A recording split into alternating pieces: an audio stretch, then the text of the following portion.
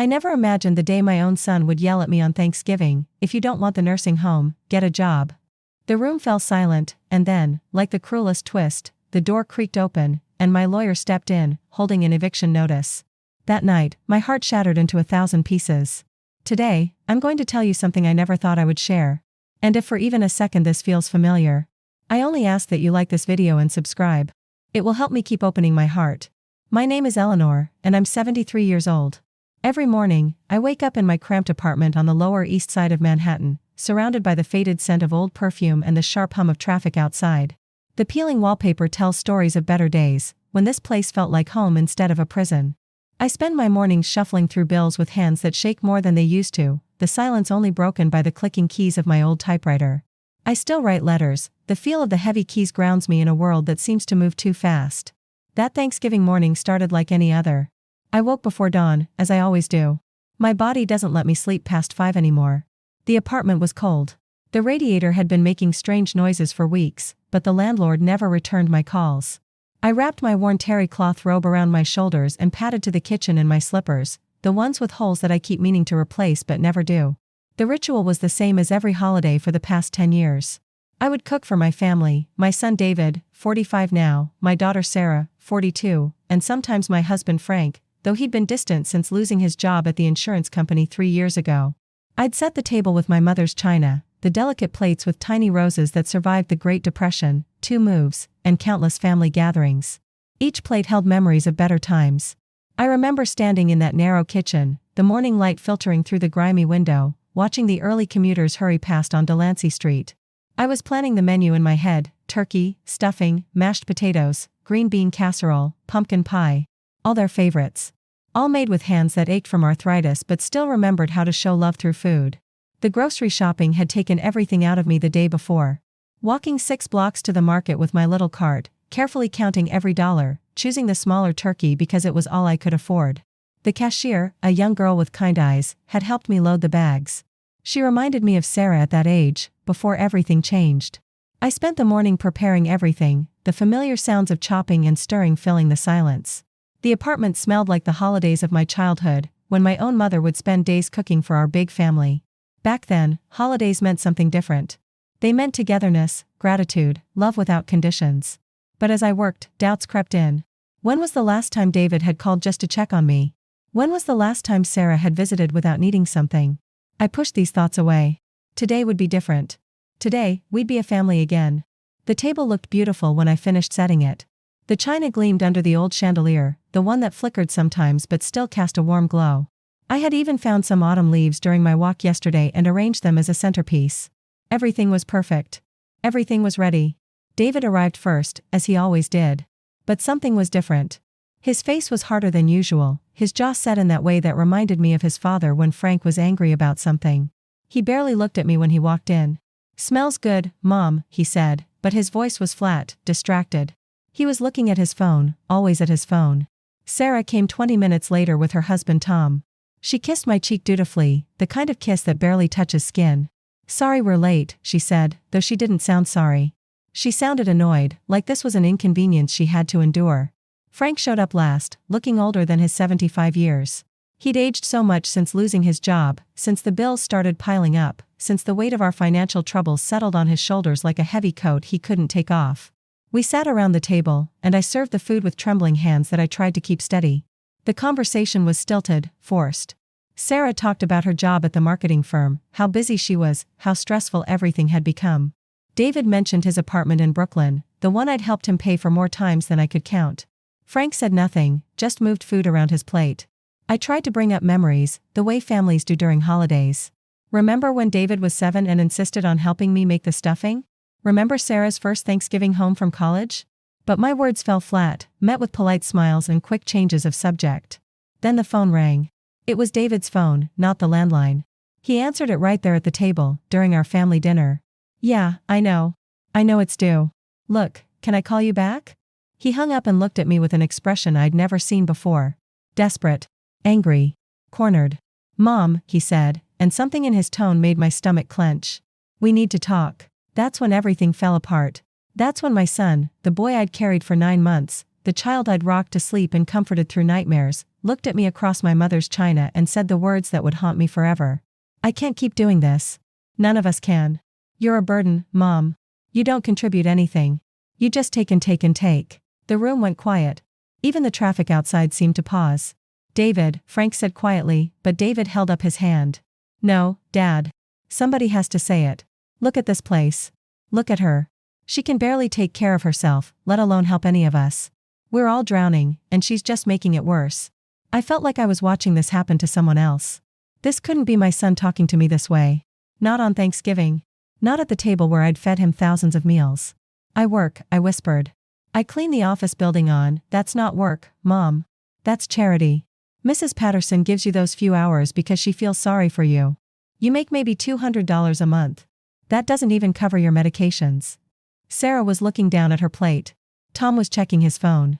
Frank was staring at his hands. Nobody was defending me. Nobody was telling David to stop.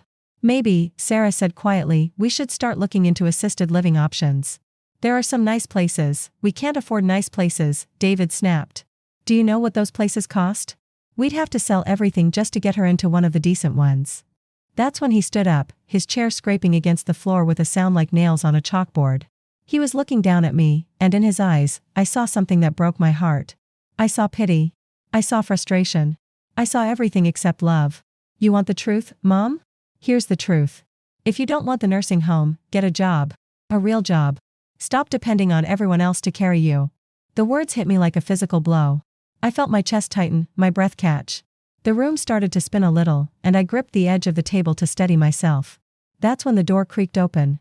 We'd been so focused on our argument that none of us had heard the footsteps in the hallway, the soft knock that went unanswered. My lawyer, Mr. Rodriguez, stepped into the apartment. He was a small man with kind eyes who worked for the Legal Aid Society, the one Mrs. Alvarez had recommended when my troubles started. He was holding an envelope, and his face was grave. Mrs. Brennan, he said quietly.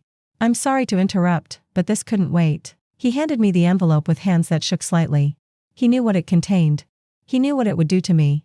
I opened it with fingers that felt numb, disconnected from my body. The words swam on the page, but I understood enough. Eviction notice. 30 days. Non-payment of rent. The landlord was finally done being patient. I tried to reach you, Mr. Rodriguez said softly. I wanted to prepare you, but I couldn't hear the rest of his words. The paper fluttered to the floor like a dead bird, and I stared at my family around the table. David's face had gone pale. Sarah had finally looked up from her plate. Frank was staring at the eviction notice like it might bite him. Mom? David's voice was different now, smaller. What is that? But I couldn't answer. The words were trapped somewhere between my heart and my throat, and all I could do was sit there while my world crumbled around me like old plaster. That night, after everyone had left in uncomfortable silence, after the dishes sat unwashed on the table and the turkey grew cold, I sat in my chair by the window and felt my heart break into 1,000 pieces. Each shard cut deeper than the last, and I wondered how I'd gotten here. How I'd become someone my own children saw as a burden instead of their mother. The city lights blurred through my tears, and for the first time in my 73 years, I felt truly alone. But let me tell you about the path that led me to that moment. Let me tell you about all the years I sacrificed everything for the people who now saw me as nothing more than a problem to be solved. I was 22 when I married Frank, fresh out of secretarial school with dreams of a career in publishing. But those dreams got folded up and put away when David came along, then Sarah 2 years later. I became a full-time mother, and I was happy to do it. Raising children felt like the most important job in the world. When the kids were small, money was tight, but we managed. Frank worked construction then, good union wages that kept us afloat. We lived in a bigger apartment in Queens, a 2-bedroom with a real kitchen and windows that let in sunlight. David had the smaller room with cowboy wallpaper, and Sarah's walls were painted pink at her insistence. I remember those mornings, getting them ready for school. David always forgot his homework, and Sarah could never find her other shoe.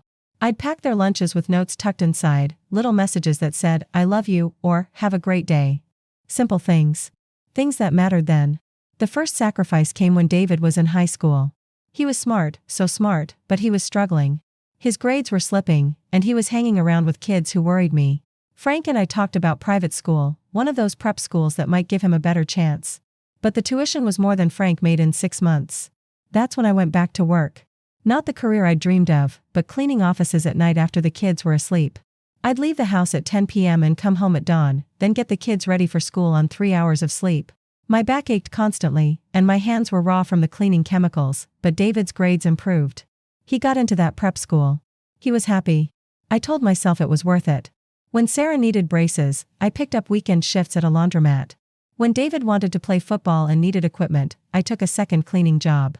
When Sarah's dance classes got expensive, I started washing other people's clothes for extra money.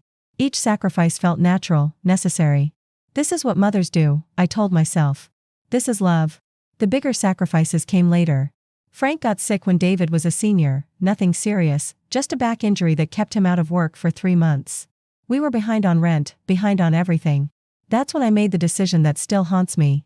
I took out a loan against the small life insurance policy my mother had left me. It wasn't much, but it was supposed to be my safety net. I used every penny to keep us afloat until Frank could work again. David got into college. A good school, expensive, but he was smart enough for scholarships. Still, there were expenses the scholarships didn't cover. Room and board. Books. The things that turn education from a possibility into reality. I worked nights and weekends for 4 years to help pay David's way through school. I saw him graduate with tears in my eyes, his diploma representing every hour of sleep I'd lost, every ache in my joints, every dollar I'd scraped together. He looked so proud in his cap and gown. So grown up. So ready to take on the world.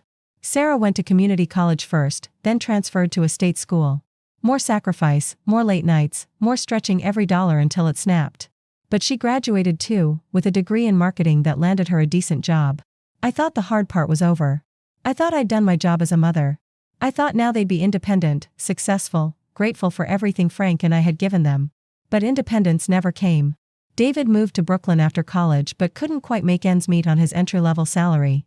Just until I get on my feet, Mom, he'd say when he called asking for money. Just this once, and then I'll be fine. Sarah lived with us for 2 years after graduation, rent-free while she saved money and figured things out. She'd stay out late, sleep until noon, leave her dishes in the sink. When I asked her to help with expenses, she'd remind me how much student loans cost, how hard it was to find a good job, how I should be supportive instead of demanding. The requests for money became routine. David's rent. Sarah's car payment. Emergency funds for this or that crisis. I kept saying yes because that's what mothers do. That's what love looks like, I told myself.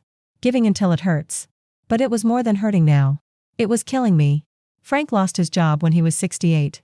The construction company downsized, and suddenly his decades of experience meant nothing. He was too old to be hired anywhere else, too young for full social security. We went from barely managing to drowning overnight. That's when I took the job cleaning the office building on Orchard Street. Mrs. Patterson, who ran a small accounting firm on the 3rd floor, had seen me around the neighborhood and knew I needed work. She was kind, maybe kinder than I deserved. She paid me cash for 4 hours a night, 3 nights a week. It wasn't much, but it helped. The work was hard. Mopping floors, emptying trash cans, scrubbing toilets. My arthritis made every movement painful, but I kept going. I had to. David was still calling with emergencies. Sarah was planning a wedding that somehow required my contribution. Frank was sinking into depression, barely speaking, barely eating. I became everyone's solution. The person they called when life got difficult. The bank account they could always tap. The safety net that never said no. Mom, can you help me out this month? Became as common as, hello, when my phone rang. I'll pay you back as soon as I can, they'd promise, but payback never came. How could it? They were living paycheck to paycheck, just like we were. The only difference was that I was supposed to figure it out. I was supposed to make it work. The breaking point should have been obvious to me, but love makes you blind to warning signs. It was last Christmas, almost a year before that terrible Thanksgiving. I'd been looking forward to the holidays, imagining the family together, sharing memories and making new ones. David called 2 days before Christmas Eve. Mom, I can't make it for dinner. Work is crazy right now, and Jessica wants to spend Christmas with her family. Jessica was his girlfriend then, a nice enough girl I'd met exactly twice in the 2 years they'd been dating. I understood wanting to be with her family, but we were his family too. Or at least, I thought we were. Sarah showed up Christmas Day but spent most of the time on her phone, texting friends, posting pictures on social media. She ate the dinner I'd spent 2 days preparing, opened her presents with distracted thanks, then left early to go to a party. Frank and I sat in our small apartment that night, looking at the half-eaten meal, the wrapping paper scattered on the floor, the gifts we'd saved for months to buy sitting abandoned on the table. I think that was the first time I wondered if I was just fooling myself about what family meant. But I pushed the doubts away. Holidays are hard for everyone, I told myself. People are busy. Times are different now. The real wake-up call came in February. I got sick, nothing serious, just the flu, but at my age, everything hits harder. I was in bed for a week with a fever that wouldn't break, too weak to shop for groceries or clean the apartment. I called David to ask if he could pick up some soup and medications from the pharmacy. "Mom, I'm really busy with a project at work. Can't you just order something online?" I didn't know how to order things online. I barely knew how to use the computer Sarah had given me for Christmas 2 years earlier. I called Sarah for help. "I'm in the middle of wedding planning, Mom.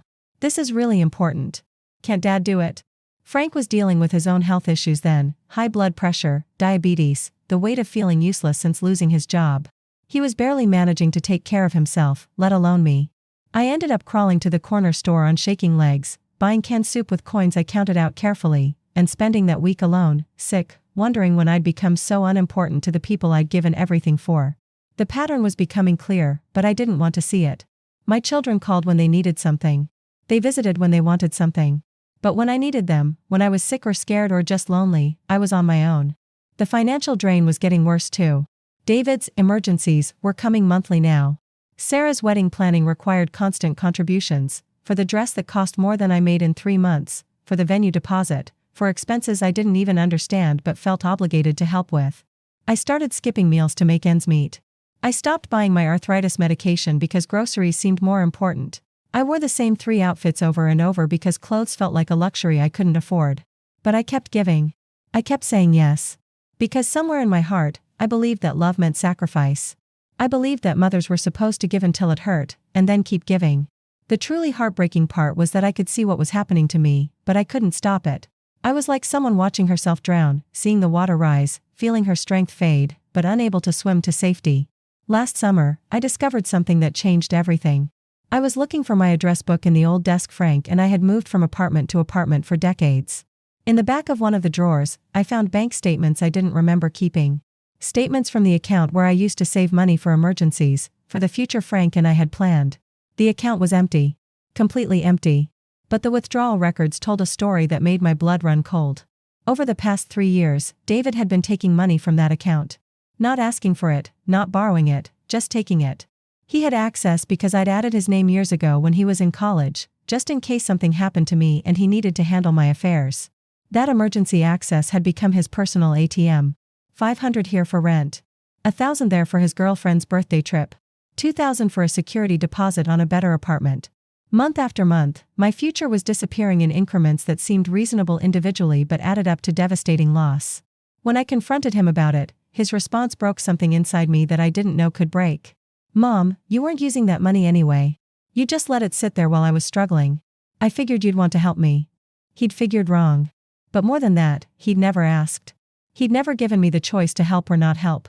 He'd simply decided that my money was his money, that my security was less important than his comfort. "I was going to pay it back," he said when he saw the look on my face. "When my situation gets better, I'll pay back every penny." But we both knew that was a lie. His situation never got better because he never had to make it better. Why budget carefully when Mom's account was always there? Why save money when someone else was already doing it for you? That night, I sat in my chair by the window and cried.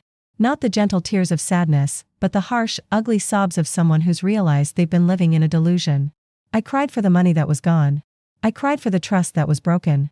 But mostly, I cried for the relationship with my son that I was finally seeing clearly for what it had become. I wasn't his mother anymore. I was his enabler. His safety net. His backup plan. I was the person who made it possible for him to avoid taking responsibility for his own life. And Sarah? She was learning the same lesson. Watching her brother take and get away with it. Seeing that Mom would always say yes, always find a way, always sacrifice herself for their comfort. The worst part was that I'd taught them this. I'd trained them to see me as a resource instead of a person. I'd made my love conditional on my usefulness, and now that's all they saw when they looked at me. A utility that existed for their benefit. I should have stopped it then. I should have closed the account, changed my phone number, drawn boundaries that couldn't be crossed. But I was scared. Terrified of losing them completely. Terrified of being alone. So I kept giving, even as it destroyed me. I kept saying yes, even as each yes made me smaller, weaker, more invisible. I kept believing that if I just loved them enough, sacrificed enough, gave enough, they would remember that they loved me too. But love isn't supposed to be a transaction. And sacrifice isn't supposed to be one-sided. It took me 73 years to learn that lesson, and by then, it was almost too late. The months leading up to that terrible Thanksgiving were a slow-motion disaster. Frank's health was getting worse, and with it, our medical bills were mounting. My work at the office building was getting harder as my arthritis progressed, but I couldn't afford to cut back on hours. David's demands for money were becoming more frequent and more aggressive. Sarah's wedding planning had turned into a full-time crisis that somehow always required my involvement and my money. I was disappearing, piece by piece, dollar by dollar, sacrifice by sacrifice. But I couldn't see a way out. They were my children. This was my family. What else was I supposed to do? My breaking point came 3 weeks before Thanksgiving. David called, and I could tell immediately that something was wrong. His voice had that edge it got when he was cornered, when life had backed him into a place he couldn't charm or talk his way out of. "Mom, I need to talk to you about something serious." I was in the middle of folding laundry, Frank's shirts and my worn dresses, clothes that had seen better decades. "What is it, honey?" "Jessica and I are getting evicted." The words hit me like a slap. Not a request for help, not an explanation of hard times, but a simple statement that somehow made their crisis my problem. "Evicted? David, what happened?"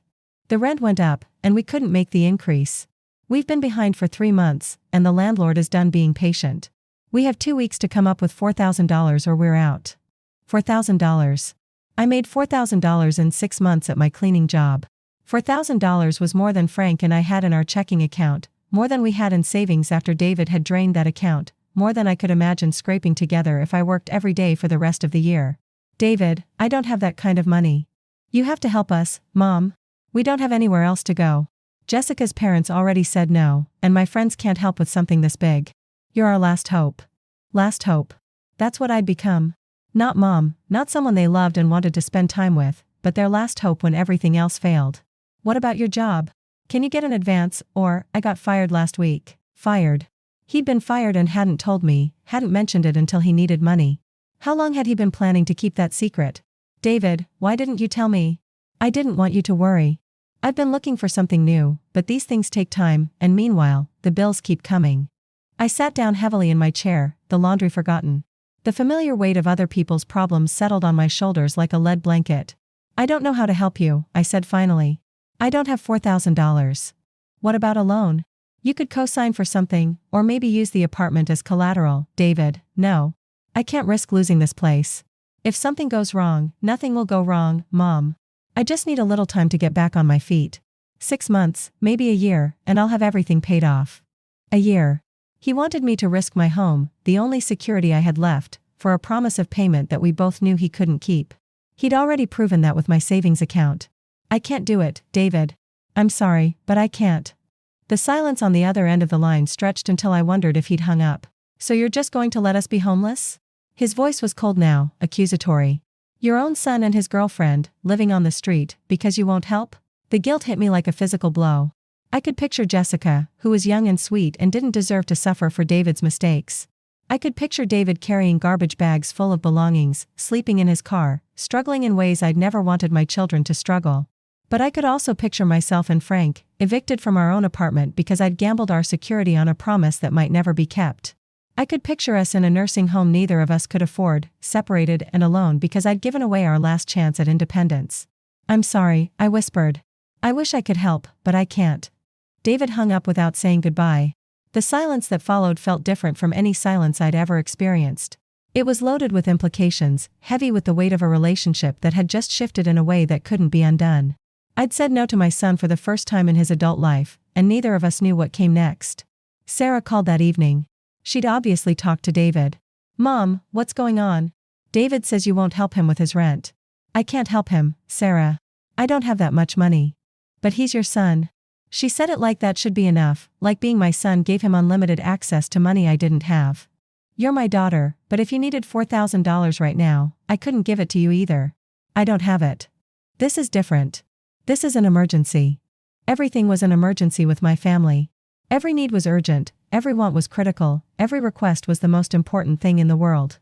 But my needs? My emergencies? Those could wait. Those could be ignored. Those didn't matter. "Sarah, I make maybe $800 a month. Frank gets Social Security, but that barely covers our rent and food. We don't have savings anymore. We don't have anything extra. I literally cannot give David $4,000 without losing our own apartment." Then what's he supposed to do? I don't know. The words came out sharper than I intended. Figure it out. Get another job. Move somewhere cheaper. Do what every other adult does when they can't afford their lifestyle. Mom, you sound really cold right now. Cold? I sounded cold because I couldn't magically produce money I didn't have. I sounded cold because I wasn't willing to make myself homeless to fix someone else's problem. I'm not cold, Sarah. I'm realistic. And I'm tired. Tired of what? Tired of being everyone's backup plan. Tired of being expected to fix problems I didn't create. Tired of having my own needs ignored while everyone else's needs become my emergency. Another silence, this one uncomfortable in a different way. Maybe you should think about how lucky you are to have children who still need you, Sarah said finally. Some people our age are completely alone. Need me? She said, need me like it was a gift they were giving me. Like I should be grateful for the privilege of being used. Is that what you call it? Needing me? What would you call it? Using me. I heard her sharp intake of breath. Mom, that's not fair. Isn't it? When was the last time you called just to see how I was doing? When was the last time you visited without needing something? When was the last time you asked about my life, my health, my problems? We ask about you all the time. No, you ask if I'm okay so you can make sure I'm still functional enough to help you. That's different. The conversation ended badly, with hurt feelings on both sides and nothing resolved. I sat in my apartment that night, surrounded by the sounds of the city, sirens, car horns, voices drifting up from the street, and felt more alone than I had since Frank and I first moved to New York 50 years ago. But something else was stirring in that loneliness. Something that felt almost like relief. For the first time in years, maybe decades, I'd stood up for myself. I'd said no. I'd refused to sacrifice my own security for someone else's poor choices. It felt terrifying and liberating at the same time. The 2 weeks that followed were strange.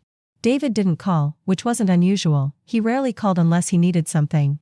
But Sarah's call stopped too, and that hurt more than I wanted to admit. I was being punished for setting a boundary, for refusing to enable behavior that was hurting all of us. Frank noticed the change. Kids haven't called in a while, he mentioned one evening as we watched the news together.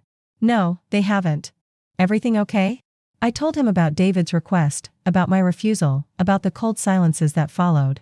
He listened without saying much, the way he always did when family drama arose. You did the right thing, he said finally. Did I? He's our son, Frank. What if something terrible happens to them? Something terrible was already happening to us. He reached over and took my hand, his fingers weak but warm. Eleanor, we can't save people who don't want to be saved. And we can't keep drowning ourselves trying. His words stayed with me. We can't keep drowning ourselves trying. That's exactly what I'd been doing for years, drowning in other people's problems, sacrificing my own life preserver to keep others afloat. I found myself thinking about my mother during those quiet weeks. She died when I was 55, old enough to understand her as a person rather than just as my parent. She'd been strong, independent, careful with money. She'd helped her children when she could, but she'd never enabled us. She'd never made our problems her responsibility. Stand on your own 2 feet, she used to say. That's how you know you're really grown up. My mother had died with her dignity intact, her independence preserved, her relationships based on love rather than obligation. I was 73 and just beginning to understand what she'd known all along.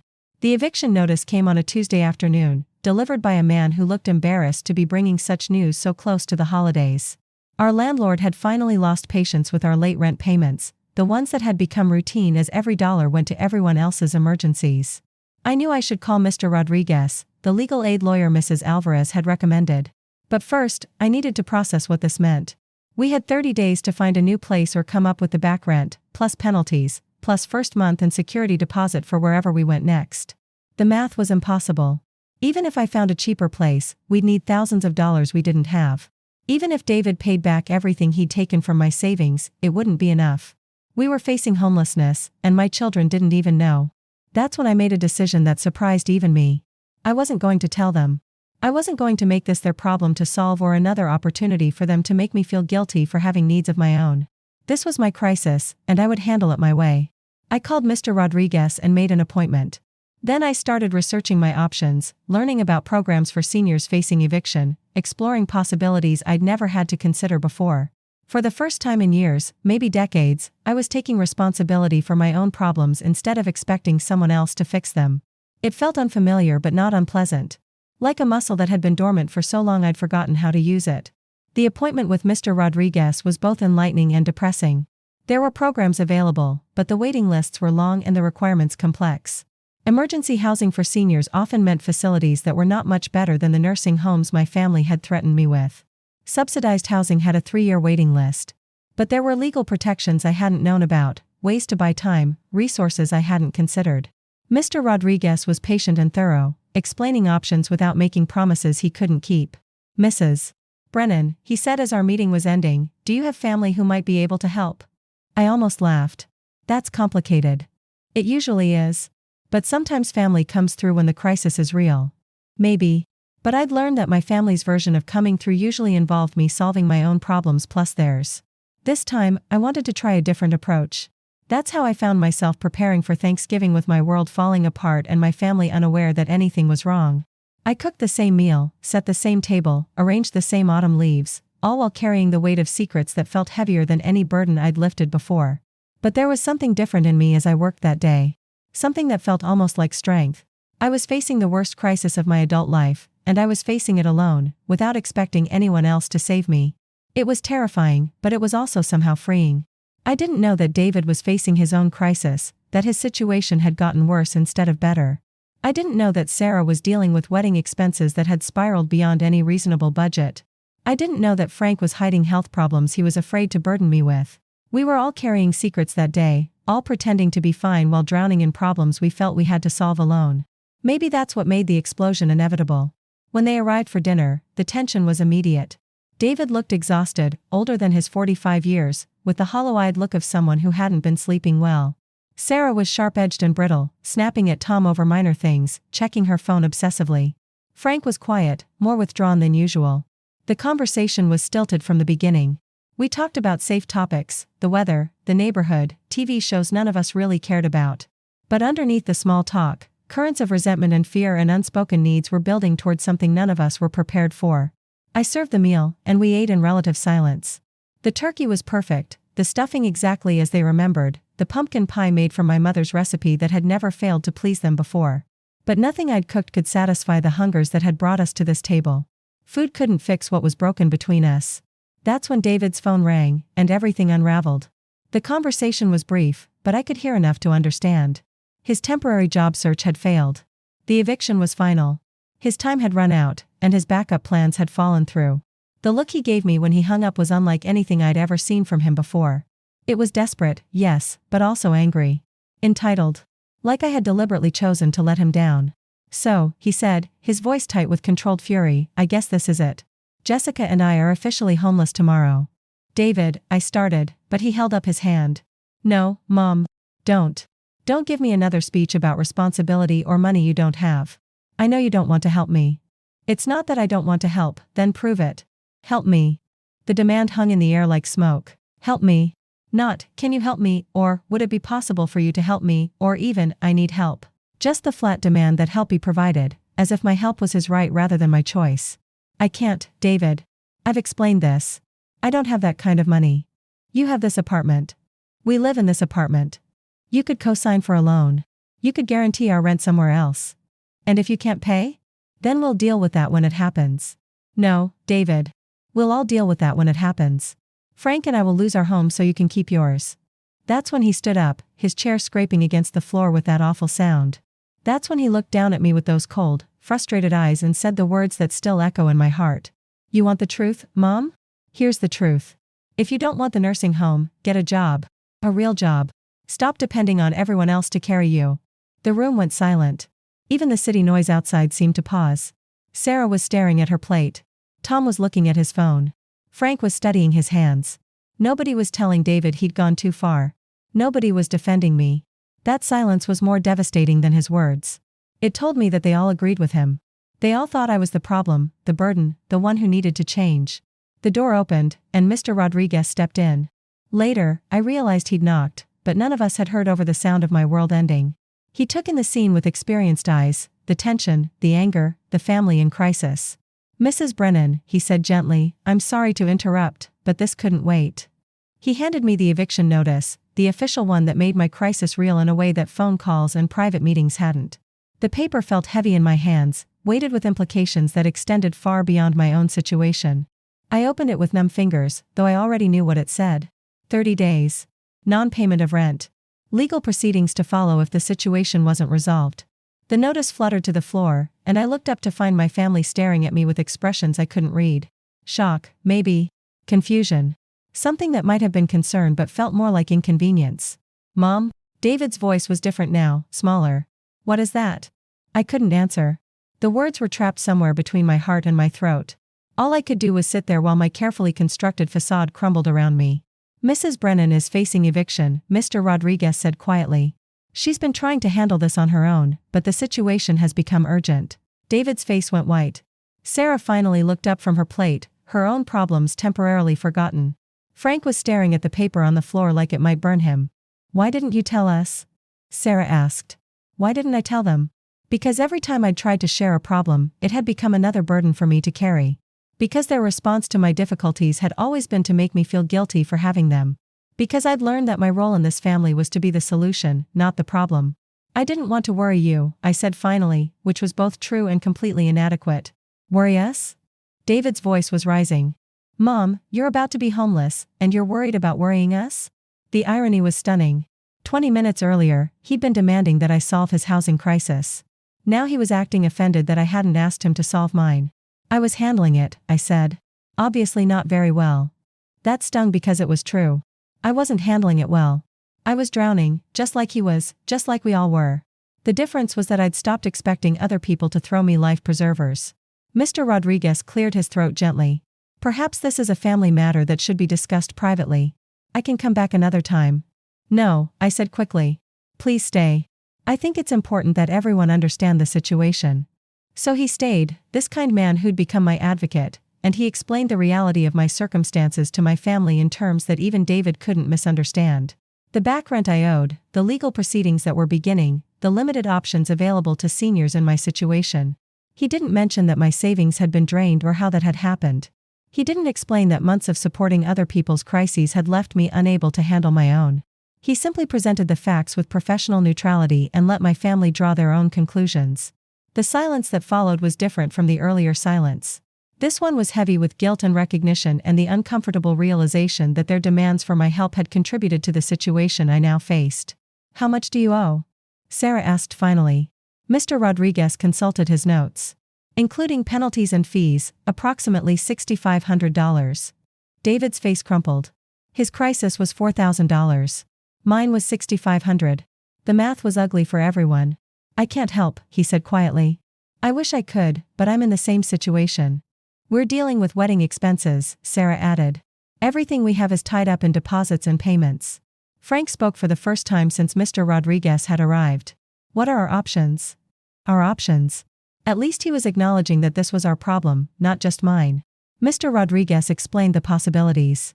Emergency assistance programs with long waiting lists. Subsidized housing that might be available eventually. Legal protections that could delay but not prevent eviction. None of the options were particularly hopeful, and all of them involved compromises that would change our lives in ways none of us wanted to consider. What about assisted living? Sarah asked. I know it's not ideal, but it would solve the housing issue. Assisted living. The nursing home. The threat David had been making, now presented as a reasonable solution by my daughter. I'm not ready for assisted living, I said firmly. Mom, you're 73. Maybe it's time to consider. I'm 73, not 93. I'm not sick, I'm not incompetent, and I'm not ready to give up my independence. But if you can't afford to live independently, then I'll find a way to afford it. David laughed, but there was no humor in it. How? You just said you don't have any money. I'll find a way, I repeated. The determination in my voice surprised even me. I didn't know how I would find a way, but I knew I would. I'd spent too many years being everyone else's solution to give up and become someone else's problem now.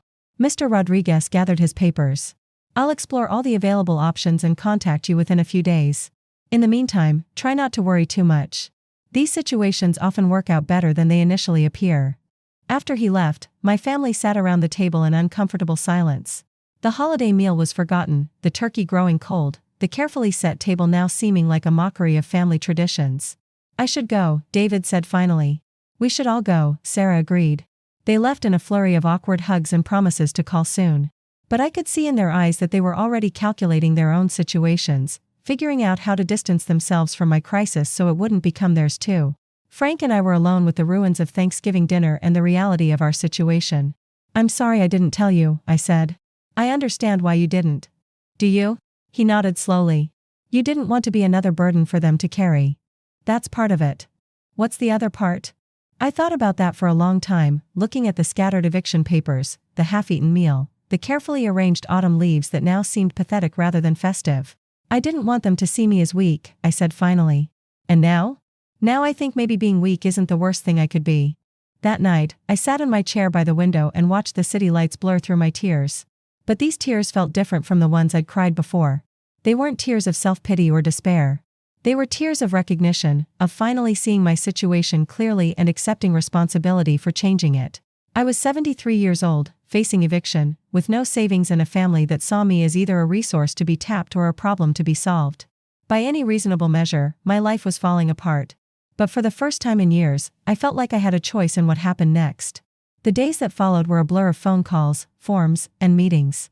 True to his word, Mr. Rodriguez explored every available option and presented me with possibilities I hadn't known existed. Emergency rent assistance that might cover part of what I owed. Housing programs specifically for seniors that had waiting lists but also expedited processes for people facing immediate eviction. Legal protections that could buy us time to find a solution. None of the options were perfect, and all of them required me to swallow my pride in ways I hadn't done before.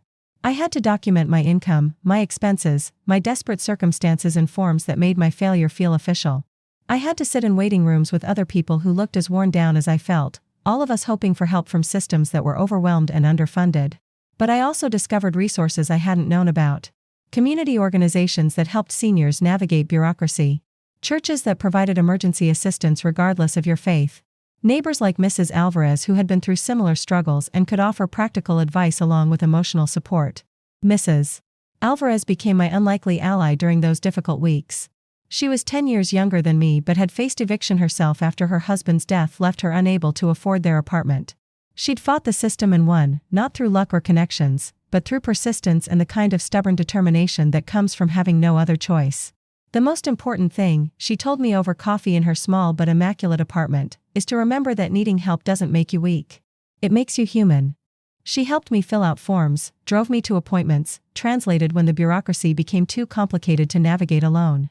Most importantly, she showed me that it was possible to face a crisis with dignity intact. My family called occasionally during those weeks, awkward check-ins that felt more obligatory than concerned. David's situation had resolved temporarily. He'd found a friend willing to let him and Jessica sleep on a couch while he looked for work. Sarah was dealing with her own stress as wedding costs continued to spiral beyond anything reasonable. They asked how I was doing, but I could tell they didn't really want detailed answers. They wanted reassurance that I was handling things, that my crisis wouldn't become their problem, that they could go back to their own lives without feeling guilty about their inability to help. I gave them the reassurance they needed. Not because I was trying to protect them, but because I was learning that my problems were mine to solve. Their inability to help wasn't a reflection of their love or lack thereof. It was simply a reflection of their own limitations. Frank's health took a turn during this period. The stress of our situation, combined with his ongoing depression about losing his job, manifested in physical symptoms that couldn't be ignored. High blood pressure episodes that left him dizzy and disoriented. Chest pains that might have been his heart or might have been anxiety. Either way, they were real and frightening. I found myself caring for him while also trying to save our housing, work my cleaning job, and navigate the complex world of social services. The days blended together in a haze of exhaustion and determination. I was running on reserves I hadn't known I possessed. But something strange was happening in the midst of all this crisis management. I was discovering abilities I'd forgotten I had. Problem-solving skills that had been dormant during all my years of depending on others. Strength that had been sapped by constantly giving it away to people who took it for granted. I was also discovering anger. Not the bitter, destructive kind, but the clean, energizing kind that comes from finally seeing an injustice clearly. I was angry at myself for allowing my boundaries to erode. I was angry at my family for taking advantage of my willingness to sacrifice everything for their comfort. I was angry at a system that made it so difficult for seniors to maintain independence and dignity. But mostly, I was angry at the waste. All the years I'd spent trying to buy love with money I couldn't afford to give. All the energy I'd poured into other people's problems while ignoring my own. All the time I'd lost being who other people needed me to be instead of being myself. That anger became fuel. It powered me through bureaucratic meetings and legal consultations. It kept me awake filling out forms and making phone calls. It gave me the strength to advocate for myself in ways I'd never done before. 3 weeks after Thanksgiving, Mr. Rodriguez called with news that felt like a miracle. The Emergency Assistance Program had approved my application. Between that funding and some legal maneuvering that would spread my debt payments over time, I could stay in the apartment. It's not a permanent solution, he warned. You'll need to find ways to increase your income or decrease your expenses. But it buys you time to make those changes. Time. That's all anyone can really ask for. Time to figure things out, time to make different choices, time to build a different kind of life. I called Frank first with the good news, and for the first time in months, I heard genuine joy in his voice. Then I called Mrs. Alvarez, who celebrated like it was her own victory. Finally, I called my children. David seemed relieved but distracted. That's great, Mom. I'm glad it worked out. Sarah was more engaged. What does this mean for your long-term situation? I explained about the payment plan, the need to find additional income, the probationary nature of the assistance. I explained that this was a reprieve, not a resolution, and that I still needed to make significant changes in how I managed my life and finances. What kind of changes? She asked. I'm going to have to be much more careful about money. I can't help with other people's emergencies anymore. I need to focus on building up some security for myself and Dad. The silence on the other end of the line told me she understood. No more bailouts for David's rent problems. No more contributions to wedding expenses that had already grown beyond reason.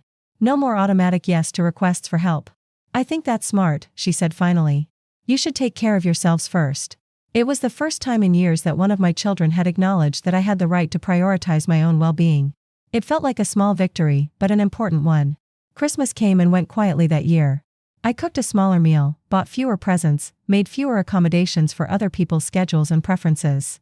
David and Sarah both visited, and the atmosphere was different than it had been at Thanksgiving, less tense, but also less automatic. We were all being more careful with each other, testing new boundaries, figuring out how to be a family with different rules.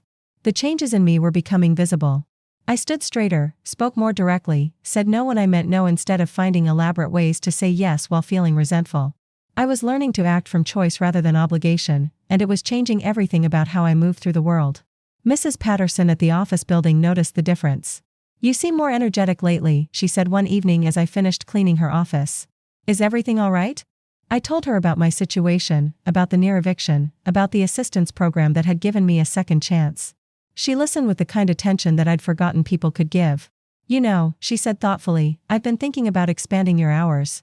Not more cleaning, necessarily, but maybe some administrative work, filing, answering phones, that sort of thing. Would you be interested? Interested? I was desperate for additional income, but more than that, I was hungry for work that felt meaningful again. Work that used my brain instead of just my physical endurance. I'd be very interested, I said. The pay would be better too. Not much, but better. It wasn't much, but better was exactly what I needed. Small steps toward stability, toward independence, toward a life that belonged to me instead of being borrowed against other people's needs. Spring arrived early that year, and with it came a sense of renewal that I hadn't felt in decades. The additional work at Mrs. Patterson's office was giving me both income and purpose. I was learning new skills, or remembering old ones, and discovering that my mind was still sharp despite years of feeling intellectually invisible. The payment plan for my back rent was working. Slowly, painfully, but working. Each month, I managed to make the required payment plus a little extra toward current rent. Each month, I felt a little more secure, a little more in control of my own destiny. Frank's health improved as our stress levels decreased. Not dramatically, but enough that he could help with household tasks again, enough that he could start thinking about possibilities beyond just surviving each day. He began talking about looking for part-time work, something to give him purpose and contribute to our stability. My relationship with my children was evolving too. David found steady work finally, and with it, a sense of responsibility he'd been avoiding for years. He still struggled financially, but he stopped calling me for bailouts.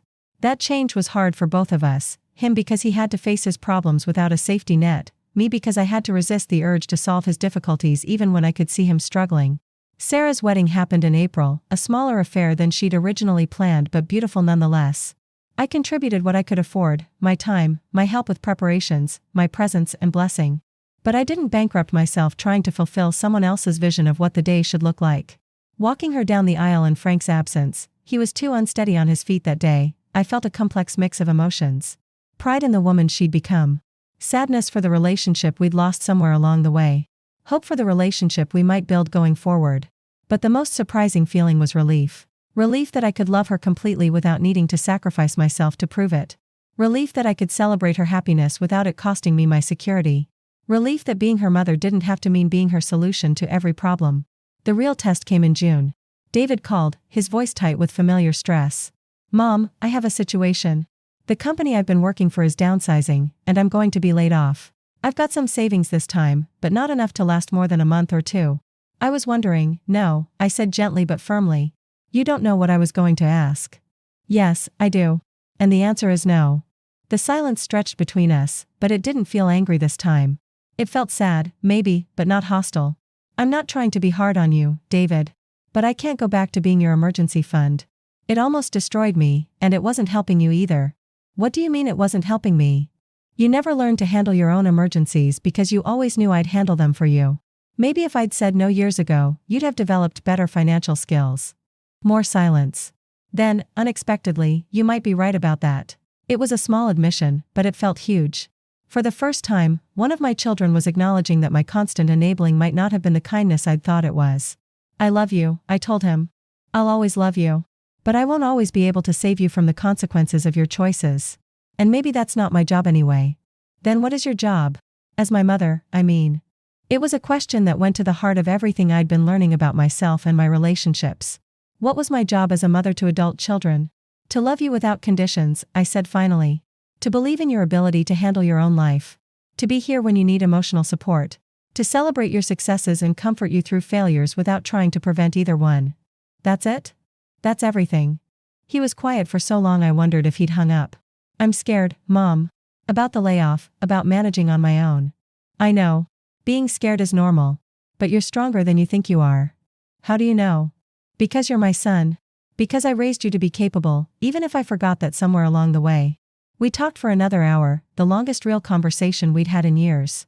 Not about money or problems that needed solving, but about feelings and fears and hopes for the future. About the difference between helping someone and enabling them.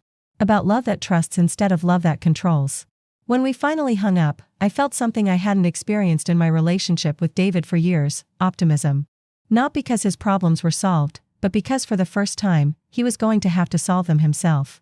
Summer brought new challenges and new opportunities. Mrs. Patterson offered me a permanent position as her office assistant, with regular hours and health benefits. The work was satisfying in ways I'd forgotten work could be: intellectual challenges, problem solving, interactions with interesting people. I was making more money than I had in years, enough to build a small emergency fund, enough to feel secure in ways that had nothing to do with other people's generosity or assistance programs. Financial independence at 73 was not what I'd planned, but it was revelatory nonetheless. Frank found part-time work too, helping an elderly neighbor with yard work and household repairs. The physical activity was good for his depression, and the sense of being useful again restored some of his confidence. We were both discovering that age didn't have to mean uselessness, that there were still contributions we could make and satisfactions we could find. Our apartment began to feel like home again instead of just shelter. We painted the kitchen, replaced the worn curtains, bought plants for the windows. Small changes, but they reflected a sense of permanence and possibility that had been missing for too long. My relationship with Mrs. Alvarez deepened into genuine friendship. She introduced me to other women who had faced similar challenges: widows who had rebuilt their lives, divorcees who had discovered independence later in life, women who had learned to advocate for themselves after years of advocating for everyone else. Together, we formed an informal support network, sharing resources and strategies and encouragement. We celebrated each other's victories and provided comfort during setbacks. Most importantly, we reminded each other that our worth wasn't dependent on our usefulness to other people. The first anniversary of that terrible Thanksgiving approached with a mixture of dread and anticipation. Dread because the memories were still painful. Anticipation because it would mark how far I'd come in a single year. David called in early November to ask about holiday plans. His situation had stabilized, not dramatically, but enough that he was handling his own crises and building toward something resembling security. More importantly, he was asking about spending time together rather than asking for help. "I'd like to cook this year," he said. "For you and Dad, and Sarah and Tom. Nothing fancy, just a way to say thank you for everything you've done for us over the years." "Thank you."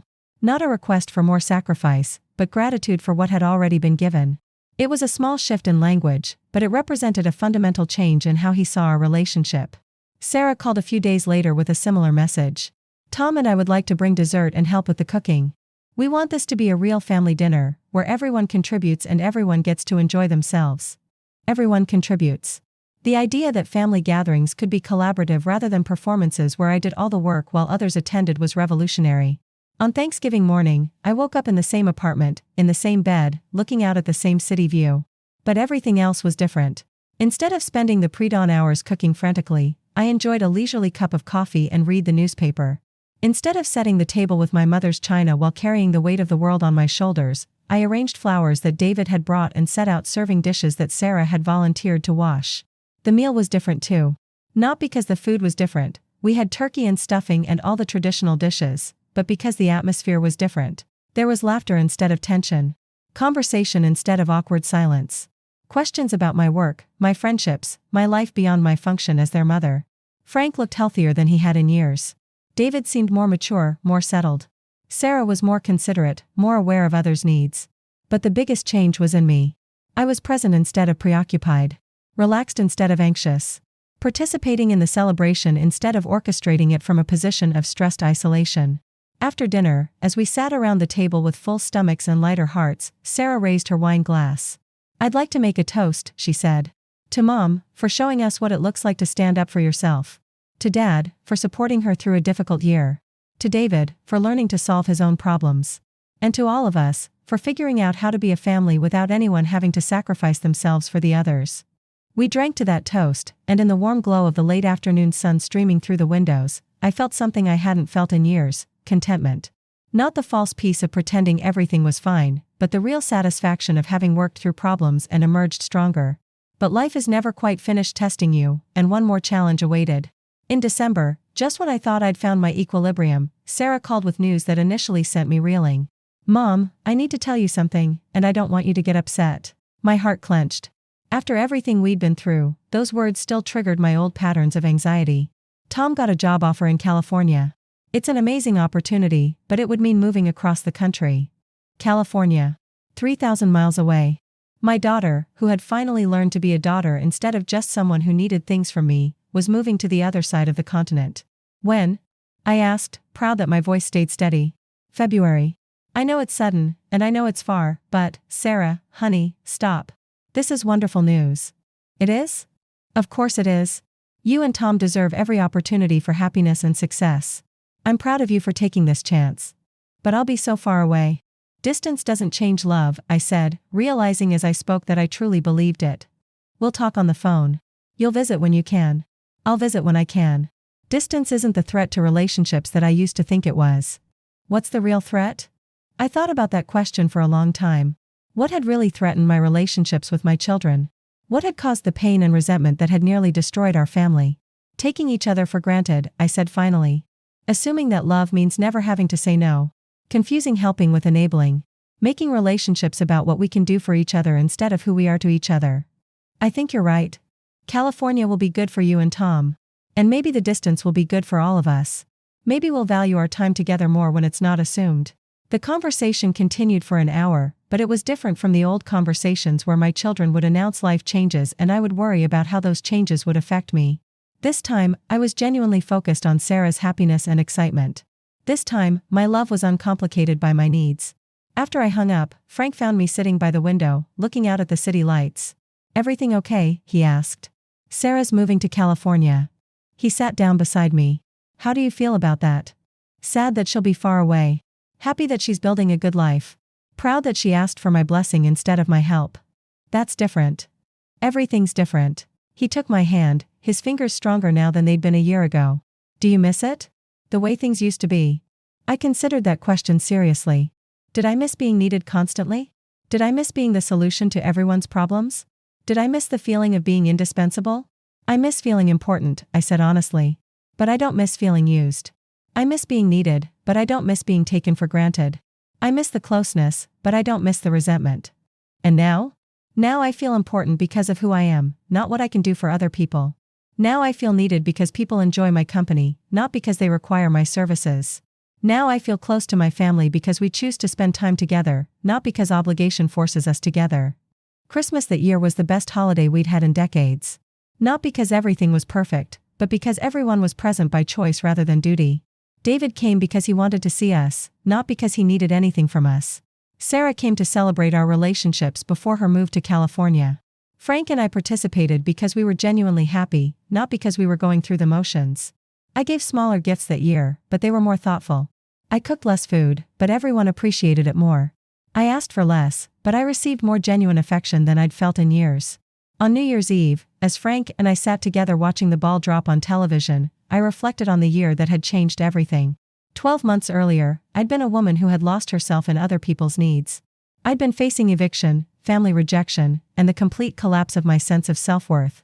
Now I was a woman with a job I enjoyed, an apartment I could afford, and relationships based on mutual respect rather than one-sided sacrifice. I'd learned to set boundaries without building walls. I'd discovered that self-care wasn't selfish. I'd found out that love could survive saying no. Any resolutions for the new year? Frank asked as the celebration on TV reached its crescendo. Just one, I said. To keep remembering that I matter too. Spring came again, bringing with it Sarah's move to California and our adjustments to a new kind of relationship. The phone calls were different, less frequent but more substantial. The visits were different too, planned and anticipated rather than taken for granted. David's life continued to stabilize.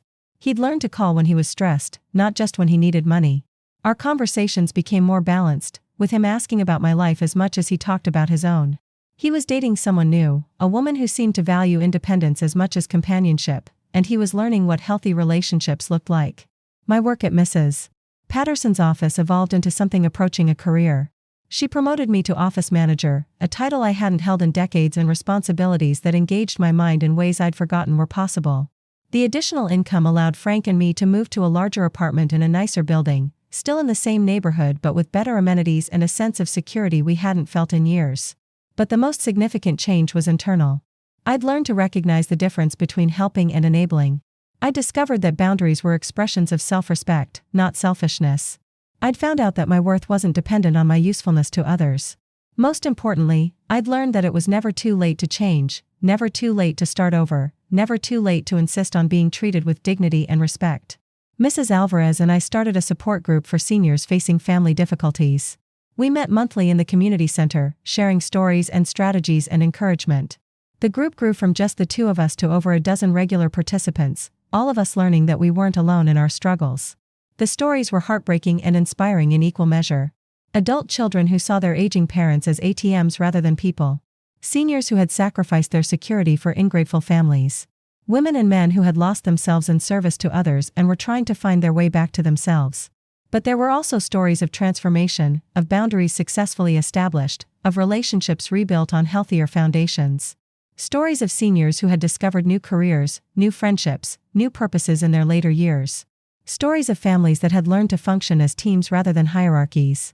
I shared my story too, from that terrible Thanksgiving through the eviction crisis to the gradual rebuilding of my life and relationships. I talked about the fear of setting boundaries and the freedom that came from enforcing them. I discussed the difference between love that enables and love that empowers. The hardest part, I told the group, was accepting that wanting respect didn't make me selfish. That having needs didn't make me weak. That saying no to unreasonable demands didn't make me a bad mother. What was the turning point? Asked Maria, a woman whose adult son had been living in her basement for 5 years without paying rent or contributing to household expenses. I thought about that question for a long time. When had things really started to change? Was it the eviction notice? The confrontation at Thanksgiving? The moment I first said no to David's request for money? I think it was when I realized that my love for my children didn't require their approval, I said finally. For years, I thought that if I didn't give them whatever they wanted, they wouldn't love me anymore. But love that depends on getting what you want isn't really love at all. So how do you know if they love you now? Maria asked. Because they choose to spend time with me even when they don't need anything. Because they ask about my life and care about my answers. Because they respect my decisions even when those decisions aren't convenient for them. The support group became an important part of my life, a place where I could process my ongoing challenges and celebrate my victories. It also became a place where I could help others, using my experience to guide people who were facing similar struggles. One evening in late summer, a new member joined our group. She was about my age, maybe a little younger, and she looked exactly like I had felt 2 years earlier, exhausted, defeated, invisible even to herself. Her name was Grace, and her story was painfully familiar. Adult children who called only when they needed money. Grandchildren she rarely saw unless she was babysitting for free. A husband who had become increasingly dependent on her to manage every aspect of his life while contributing nothing to their partnership. She cried as she told her story, the kind of tears that come from a lifetime of accumulated disappointments and betrayals. The group listened with the compassionate attention of people who understood exactly what she was experiencing. "I don't know how to change anything," she said. "I'm afraid if I stop giving them what they want, I'll lose them completely." I handed her a tissue and waited for her tears to slow before I spoke. "Grace, can I ask you something? Do you have them now?" She looked confused. "What do you mean?" "You said you're afraid of losing them. But do you actually have them now? Do you have real relationships with these people, or do you just have transactions?" She was quiet for a long time, thinking about the distinction. "I don't think I have them now," she said finally. "I have their needs. I have their demands. I have their problems. But I don't have them." "Then what exactly would you be losing if you set some boundaries?" It was a hard question, the same one I'd had to ask myself. What was I really afraid of losing? The relationships I thought I had, or the illusion of relationships that were really just elaborate systems of exploitation?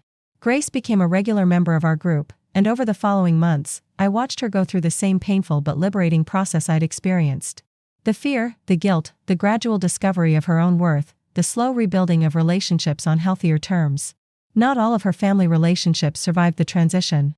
One of her daughters stopped speaking to her entirely when Grace stopped providing free childcare on demand. But her other relationships deepened and improved as they were forced to find new foundations. Watching Grace's transformation reminded me of how far I'd come and reinforced my commitment to continuing on this path. It also made me grateful for the family members who had been willing to grow and change along with me. David called in October, his voice excited in a way I hadn't heard since he was a child. "Mom, I have news. Jessica and I are engaged." I felt a complex swirl of emotions, happiness for his joy, concern about his readiness for marriage, curiosity about what this would mean for our relationship. But the dominant feeling was pride. Pride that he was sharing good news with me instead of just problems. Pride that he wanted me to be part of his happiness. "That's wonderful, honey. Tell me about how it happened." He told me about the proposal, the ring, the plans they were making for their future together. His voice held a maturity and contentment that had been missing for years. "We want to have a small wedding," he said. "Nothing fancy, just family and close friends." "And Mom? We want to pay for it ourselves. We've been saving up." Saving up. My son, who had spent years living from crisis to crisis, had learned to save money for something he wanted instead of expecting someone else to provide it. "I'm proud of you," I said, and meant it completely. "For what?" "For growing up. For taking responsibility. For building a relationship based on partnership instead of dependency." "I learned that from you." "From me?" "From watching what you went through when you stopped enabling Dad and me. From seeing how much happier you became when you started taking care of yourself. From realizing that the best gift you could give us was forcing us to become capable of taking care of ourselves." It was one of the most meaningful conversations I'd ever had with David. Not because he was thanking me for all my sacrifices, I'd heard that before and it had felt hollow. But because he was thanking me for stopping the sacrifices. Because he was acknowledging that my boundaries had been a gift to all of us. Sarah called a few days later with her own news. She was pregnant, not planned, but welcomed, and she was scared and excited in equal measure. "I keep thinking about you when you were pregnant with me," she said. "About how you gave up your career dreams to raise David and me. I don't want to make that same choice, but I'm worried about balancing everything." "You don't have to make the same choices I made," I told her.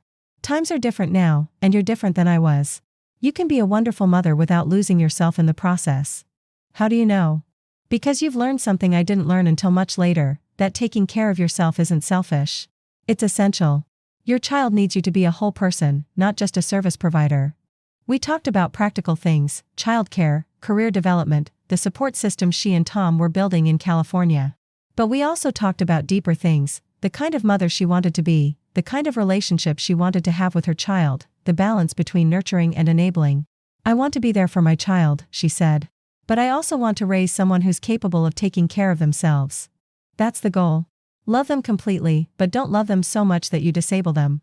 The holidays that year were different again, quieter, more reflective, focused on genuine connection rather than obligation.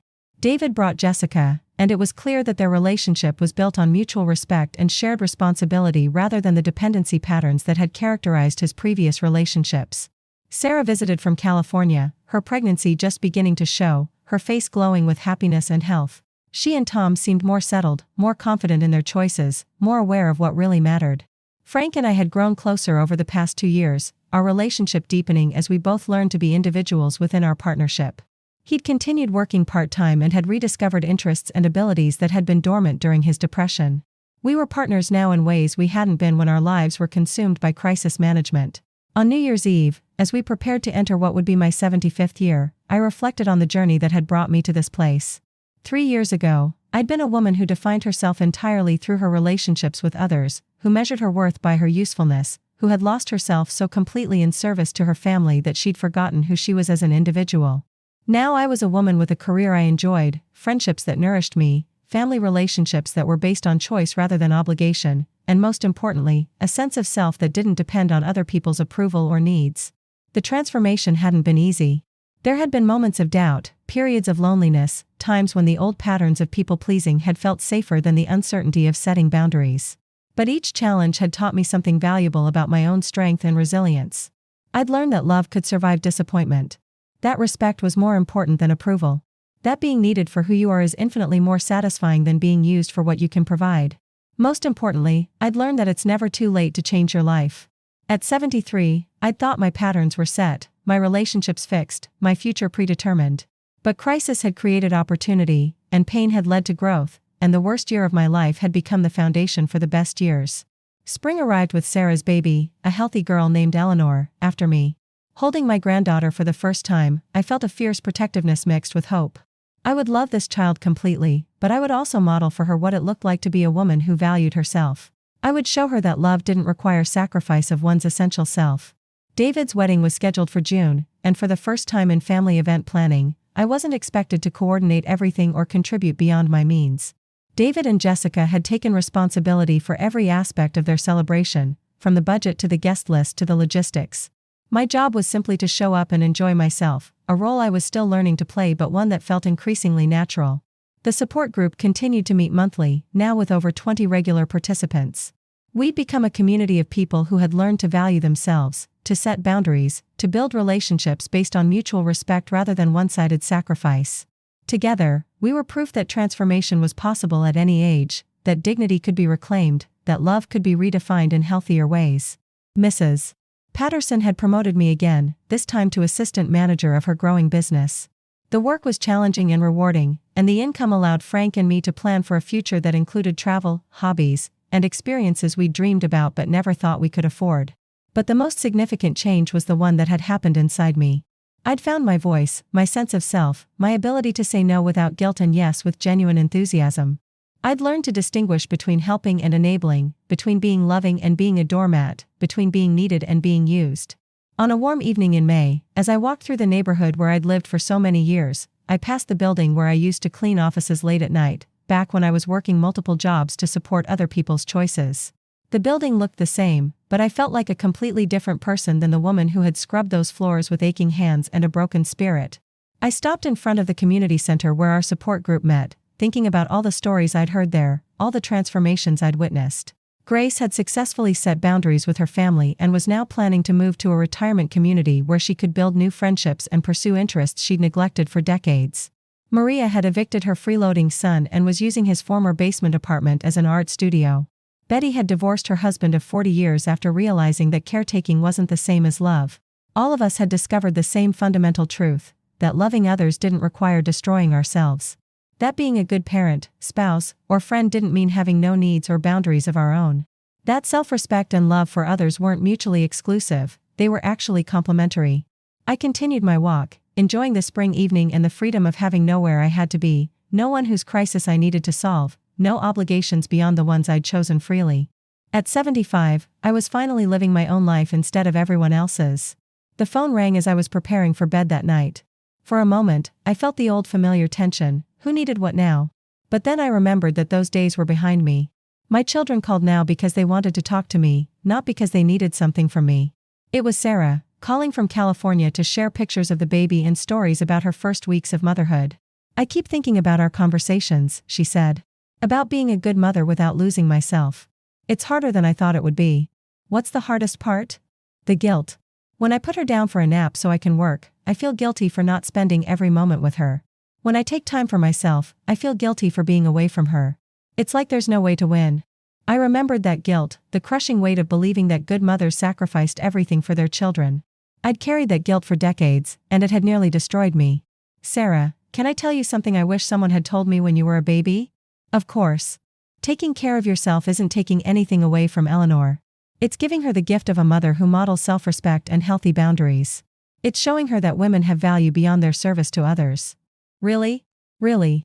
The best thing you can do for your daughter is to raise her to see herself as a complete person, not just as someone whose job is to meet everyone else's needs. And you can't teach her that unless you believe it yourself. We talked for another hour about the balance between nurturing and enabling, about raising strong children who could handle their own lives, about the difference between being loving and being a martyr. By the time we hung up, Sarah sounded more confident, more centered in her own worth as both a mother and an individual. June brought David's wedding, a joyful celebration that felt completely different from any family gathering we'd had in years. Instead of being the person who made everything possible through exhaustive planning and financial sacrifice, I was simply a guest at my son's wedding. I wore a dress I'd bought for the occasion, not because I was expected to look a certain way, but because I wanted to feel beautiful. I participated in conversations instead of managing logistics. I danced at the reception instead of cleaning up in the kitchen. Most importantly, I enjoyed myself. The day was about David and Jessica's love story, not about my performance as a mother or my ability to meet everyone's expectations. I was present in the moment instead of consumed with worry about whether I was doing enough, giving enough, being enough. Frank looked handsome in his rented tuxedo, healthier and happier than he'd been in years. We danced together for the first time in decades, moving slowly to songs that reminded us of our own wedding 48 years earlier. No regrets, he asked as we swayed together on the dance floor. I thought about that question seriously. Did I regret the years of sacrifice? The money I'd given that I couldn't afford? The boundaries I'd failed to set? The piece of myself I'd lost in service to others? Only one regret, I said finally. What's that? That it took me so long to learn that I mattered too. He kissed my forehead gently. But you learned it. That's what counts. Summer passed quietly and contentedly. I worked at Mrs. Patterson's office, enjoyed my friendships, participated in family life without being consumed by it. Sarah sent pictures of the baby regularly, and it was clear that she was finding her balance as both a mother and an individual. David and Jessica settled into married life with a maturity and partnership that gave me hope for their future. The support group continued to meet, now with some members moving on as they resolved their issues and new members joining as they faced their own crises. I'd become one of the senior members, someone who could offer hope to newcomers by showing them that transformation was possible. One evening in August, a new member named Helen joined us. She was younger than most of our participants, probably in her 60s, but her story was achingly familiar. Adult children who treated her like an ATM. A husband who had become completely dependent on her management of his life. Grandchildren she loved but rarely saw unless she was providing free childcare or expensive gifts. I feel invisible, she said through tears. Like I only exist to serve other people's needs. The group offered the usual support and advice, but I found myself thinking about Helen after the meeting ended. There was something in her story that resonated deeply with my own experience, a particular kind of desperation that I remembered all too well. I called her the next day and asked if she'd like to have coffee and talk.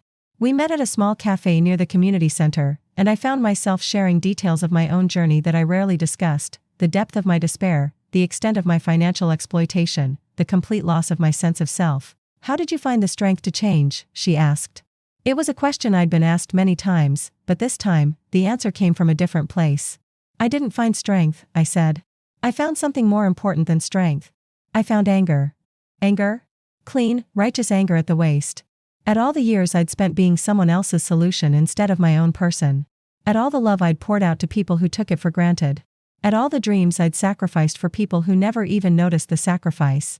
But anger seems so negative. Not this kind of anger. This anger was fuel. It gave me the energy to change what I couldn't accept and the clarity to see what needed to be changed. Helen looked skeptical, but she also looked intrigued. We continued meeting for coffee over the following weeks, and I watched her go through the same process I'd experienced, the recognition, the resistance, the gradual acceptance that change was not only possible but necessary. Her transformation reminded me that my journey wasn't just personal, it was part of a larger story about women learning to value themselves, about families learning to function in healthier ways, about love being redefined as something that empowers rather than enslaves. Fall arrived with its usual burst of color in Central Park. I'd developed a routine of walking through the park on my days off from work, enjoying the changing seasons and the simple pleasure of having time that belonged to me. On one of these walks, I encountered a young woman sitting on a bench, crying quietly while her toddler played nearby. I almost walked past, it wasn't my problem, and I'd learned the importance of not automatically inserting myself into other people's difficulties. But something about her posture, the particular exhaustion in her shoulders, reminded me of myself at 35, overwhelmed and isolated in ways I couldn't even name then. I sat down beside her on the bench. "Are you okay?" She looked up, startled, then seemed to realize how she must look. "Oh, I'm fine. Just having a moment." "Those moments are important," I said. "Sometimes they tell us things we need to know." She studied my face, perhaps seeing something that made her feel safe to be honest. "I don't think I know who I am anymore. I used to have opinions, interests, goals. Now I just feel like everyone's assistant." I smiled, recognizing the feeling. "How old is your little one?" 3. And I have a 6-year-old at home. My husband travels for work, so it's mostly just me. I love them, but I feel like I'm disappearing. We talked for 20 minutes, her story pouring out with the relief of someone who had finally found a sympathetic ear. Young children, overwhelming responsibilities, a husband who expected her to manage everything while he pursued his career, extended family who saw her as always available for their needs. "The thing is," she said, "everyone tells me I should be grateful. I have healthy children, a nice house, a husband with a good job.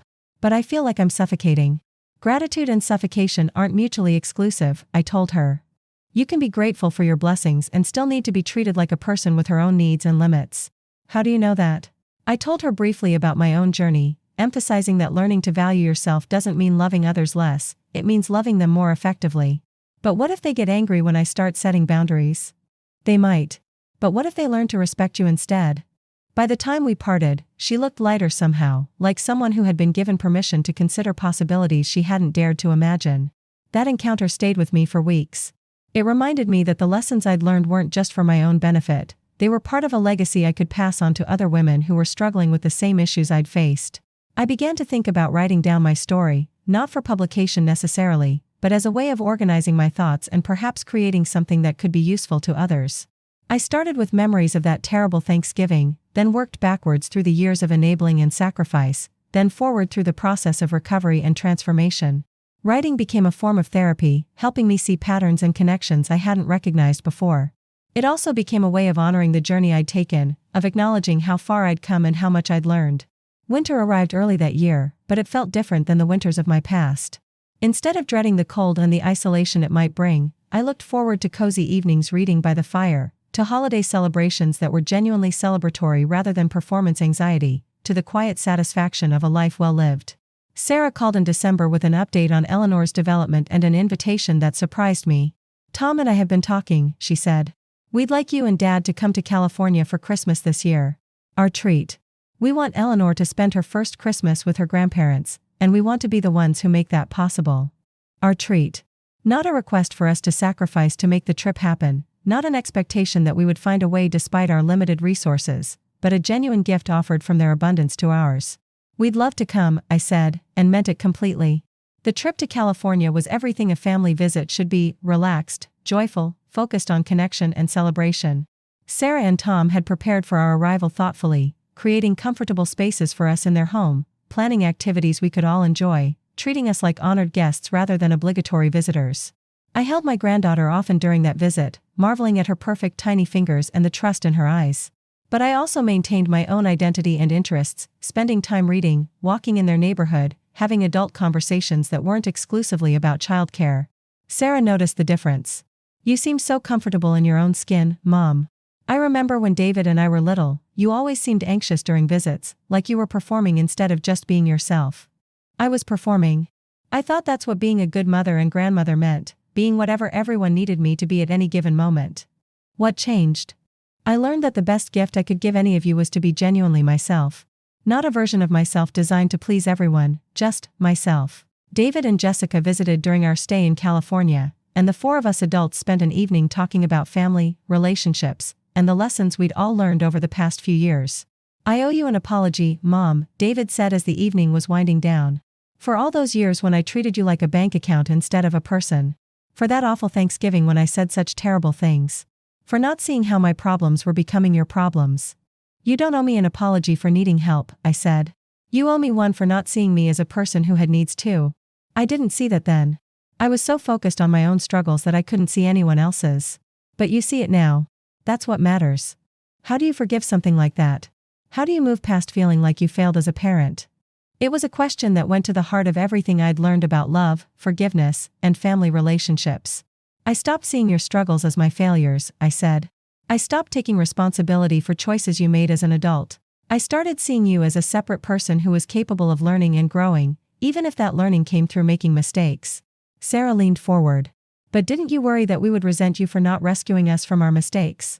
I worried about that constantly. But I realized that resentment was inevitable either way. You would either resent me for enabling your poor choices or resent me for not preventing the consequences of your poor choices. The difference was that one kind of resentment led to growth and the other led to continued dependency. So you chose the kind of resentment that would help us become better people? I chose the kind of love that trusted you to become the people I raised you to be. We flew back to New York after New Year's, Frank and I both glowing from the visit but also happy to return to our own life and routine. The apartment felt like home in new ways, not just as shelter but as a reflection of who we had become, independent, content, grateful for what we had rather than anxious about what we lacked. Spring brought the 1-year anniversary of Eleanor's birth and my 76th birthday. Instead of the anxiety that had characterized previous birthdays, worry about getting older, about being less useful, about being closer to becoming a burden myself, this birthday felt like a celebration of all I'd accomplished and learned. Mrs. Patterson threw a small party at the office, and my coworkers presented me with a framed photograph of myself at my desk, looking professional and confident. It was striking to see myself through their eyes, not as someone who was diminished by age, but as someone who had grown into her full capabilities. The support group gave me a card signed by all the members, current and former, expressing gratitude for the hope I'd given them by modeling what transformation could look like. Grace, whose journey I'd watched from the beginning, had started facilitating a second group for newcomers, carrying forward the message that it's never too late to change your life. David called on my birthday to tell me that he and Jessica were trying to have a baby. I want to be the kind of father who raises independent, capable kids, he said. The way you eventually raised me, even though it took me a while to appreciate it. Sarah sent a video of Eleanor taking her first steps, her little face glowing with pride at her own accomplishment. She reminds me of you, Mom, Sarah's voice said from behind the camera. Determined to figure things out for herself. But the most meaningful birthday gift was the simple recognition that I had created a life I genuinely enjoyed. Work that challenged and satisfied me. Relationships based on mutual respect and affection rather than obligation and guilt. A sense of self that wasn't dependent on other people's approval or needs. That evening, Frank and I sat by the window watching the sun set behind the Manhattan skyline, the same view we'd looked at for years but with completely different eyes. Any regrets about the path we took? He asked, echoing his question from David's wedding reception. Only that it took us so long to find it, I said. But we found it. At 76 and 78, we figured out how to be happy. Happy, I repeated, testing the word. Yes, I think we are happy. Not because everything is perfect, but because everything is ours by choice. As I write this now, approaching my 77th birthday, I am struck by how completely my life has changed from that terrible Thanksgiving 5 years ago. I am no longer a woman who measures her worth by her usefulness to others. I am no longer someone who enables dysfunction in the name of love. I am no longer afraid of setting boundaries or speaking up for my own needs. I am a woman with work that matters to me, relationships that nourish me, and most importantly, a sense of self that belongs to me rather than being borrowed against other people's expectations. The support group continues to meet monthly, now with me as one of the senior members who can offer hope to newcomers by showing them that transformation is possible at any age. Helen, the woman I first mentored, has become a group facilitator herself, having successfully restructured her family relationships and rediscovered her own identity. My children continue to grow and change as well. David has become a father himself, a thoughtful, engaged parent who manages his own responsibilities while maintaining loving connections with his family. Sarah has found her balance as a working mother, raising Eleanor with the same strength and independence she learned to value in herself. Frank and I celebrated our 50th wedding anniversary last month with a small dinner party attended by our children, grandchild, and closest friends. The celebration was everything our early anniversaries hadn't been: relaxed, genuine, focused on appreciation rather than obligation. What's the secret to staying married for 50 years? Jessica asked during the toasts. Frank and I looked at each other, sharing one of those wordless communications that develop between people who have weathered multiple storms together. Learning that love isn't the same thing as sacrifice, I said finally. Learning that you can't love someone else completely until you love yourself enough to have boundaries. And learning that it's never too late to start over, Frank added. Even when you think you know everything about each other, even when you think nothing can change, it can always change if you're both willing to grow. The writing project I started as therapy has become something more substantial.